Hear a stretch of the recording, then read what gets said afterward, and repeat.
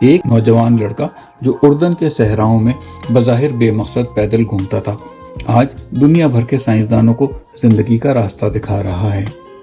عمر یاغی کی کہانی پتریلی صحرائی زمینوں سے شروع ہوتی ہے، جہاں اس کی پیدائش ایک ایسے خاندان میں ہوئی جس کے پاس وسائل کم لیکن خواب بہت بڑے بڑے تھے۔ اس کے والد پڑھے لکھے نہیں تھے، لیکن اپنے بیٹے کی تعلیم کی اہمیت کو بخوبی سمجھتے تھے۔ سن 1965 کی سردیوں کی ایک صبح عمان کے کچے مکانوں پر دھوپ پڑ رہی تھی۔ ایک گھر سے کسی بچے کے رونے کی آواز آئی۔ یہ کوئی عام بچہ نہ تھا، یہ عمر یاغی تھا، جو ایک ایسے گھر میں پیدا ہوا جہاں انسان اور جانور ساتھ رہتے تھے۔ ہوا میں مٹی کی خوشبو تھی، لیکن زندگی کی سختیاں ہر طرف بکھری ہوئی تھیں۔ اس کا خاندان فلسطین کے دکھوں کی ایک زندہ داستان تھا۔ 1968 کے انقلاب نے انہیں غزہ کی پٹی سے بے دخل کر کے اردن کے صحراؤں میں پھینک دیا تھا۔ وہ اپنے وطن کو پیچھے چھوڑ آئے تھے، نہ کوئی زمین، نہ کوئی گھر، اور نہ ہی کوئی مستقبل۔ صرف امیدوں کے چند بیج تھے جو وہ اپنے ساتھ اس امید پر لے آئے کہ انہیں بو کر ان سے خوشیوں کے پھل کھائیں گے۔ عمان کی ان بستیوں میں زندگی آسان نہیں تھی۔ راتوں کو چراغوں کی لو ٹمٹماتی، صاف پانی کے لیے قطاریں لگتی، اور سردیوں میں جانوروں کے ساتھ ایک ہی گھر میں سوئے ہوئے بچے خواب دیکھتے۔ یہ وہ دنیا تھی جہاں عمر نے آنکھ کھولی، لیکن اس کے باوجود اس کے والد کے دل میں ایک عجیب سی آگ تھی۔ وہ جانتے تھے کہ تعلیم ہی ان کے بیٹے اور ان کو تاریکی سے نکال سکتی ہے۔ ایک دن انہوں نے فیصلہ کیا۔ انہوں نے اپنی پوری جمع پونجی اکٹھی کی، بیٹے کو گلے لگایا اور اسے امریکہ کے سفر پر روانہ کر دیا۔ جدائی کا یہ لمحہ انتہائی دردناک تھا۔ ایک 15 سالہ لڑکا جو انگریزی بمشکل ہی جانتا تھا، وہ ایک ایسی دنیا کی طرف جا رہا تھا جو اس کے لیے بالکل اجنبی تھی۔ ہوائی اڈے پر والد کے آنسو، ماں کی دعائیں ایک نوجوان لڑکے کے ساتھ ہو گئیں جس کا دل امید اور خوف کی درمیانی کیفیتوں میں دھڑک رہا تھا۔ جہاز نے اڑان بھری تو عمر نے عمان کی روشنیاں اوجھل ہوتے ہوئے دیکھی۔ وہ نہیں جانتا تھا کہ یہ سفر اس کا ذکر تاریخ کے کس صفحے پر لکھ دے گا۔ وہ صرف اپنے والد کے آخری الفاظ یاد کرتا رہا، پڑھائی کرنا بیٹا، ہمارے تمام خواب تمہارے ساتھ ہیں۔ یہ محض ایک سفر کا آغاز نہیں تھا، بلکہ ایک خواب کی تعبیر کی جانب پہلا قدم تھا۔ تعلیم کے شوق نے عمر کو اسکول پہنچا دیا۔ یہ سفر آسان نہیں تھا۔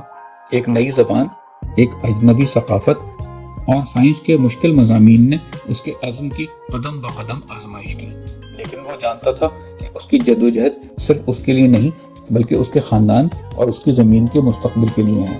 اس نے اپنی محنت کو اپنا ہتھیار بنا لیا۔ کیمسٹری کی لیب اس کا میدان جنگ بن گئی۔ اس نے ایسے نئے مادوں کے بارے میں سوچنا شروع کیا جو قدرت نے فطرتاً نہیں بنائے تھے۔ اس کا دماغ ایک ایسی سلطنت کے خواب دیکھتا تھا جو ایٹم پر ایٹم جوڑ کر بنائی جا سکتی تھی۔ اس نے اپنی تحقیق کو ایک نئی ڈائریکشن دی۔ اگرچہ عمر کو انگریزی کا زیادہ علم نہ تھا، لیکن اس نے ہڈسن ویلی کمیونٹی کالج میں داخلہ لے لیا۔ محنت اور لگن اس کا سرمایہ تھی۔ پھر وہ state university of new York چلا گیا، جہاں سے اس نے اپنی انڈر گریجویٹ ڈگری مکمل کی۔ اس کے بعد اس نے یونیورسٹی آف ایلینوائے میں اپنی تعلیم جاری رکھی، جہاں سے اس نے 1990 میں پی ایچ ڈی کر لی۔ اس کا علمی سفر یہیں ختم نہیں ہوا۔ اسے نیشنل سائنس فاؤنڈیشن کی طرف سے ہارورڈ یونیورسٹی میں پوسٹ ڈاکٹرل فیلوشپ ملی، جہاں سے اس نے 1990 سے 1992 تک رچرڈ ہوم کے زیر نگرانی کام کیا۔ اب اس نوجوان سائنسدان کے لیے ایک نئی منزل کے سفر کا آغاز ہونا تھا۔ اس نے اپنی تعلیمی زندگی کا آغاز ایریزونا اسٹیٹ یونیورسٹی سے بطور اسسٹنٹ پروفیسر کیا۔ پھر یہ سفر اسے یونیورسٹی آف میشیگن لے گیا اور اس کے بعد یونیورسٹی آف کیلیفورنیا۔ عمر کا یہ علمی سفر چلتا رہا اور ابھی جاری ہے۔ چند سال پہلے سعودی حکومت نے انہیں اپنے ملک کی شہریت بھی دے دی۔ اس علمی سفر نے ایک ایسے سائنسدان کو تیار کیا جس نے مستقبل میں کیمسٹری کی دنیا میں انقلاب برپا کرنا تھا۔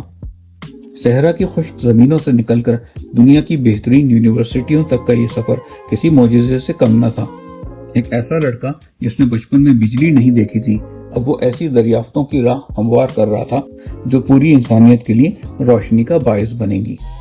عمر یاغی نے اپنی تحقیقات کا آغاز 1990 की दहाई के आखिर में किया, जब वो एरिजोना स्टेट यूनिवर्सिटी और बाद में यूनिवर्सिटी ऑफ मिशिगन में प्रोफेसर थे। इस तहकीकी सफर की इब्तिदा एक बुनियादी सवाल से होती है। उन्होंने सोचा कि हम लेबोरेटरी में ऐसे नए मादे क्यों नहीं बना सकते जो फितरत में कुदरती तौर पर मौजूद नहीं हैं। उनका ख्याल था कि अगर हम एटम्स और मॉलिक्यूल्स को एक मखसूस तरतीब से जोड़ें तो बिल्कुल नई किस्म के स्ट्रक्चर्स बना सकते हैं। ये ख्याल उनके लिए एक चैलेंज था।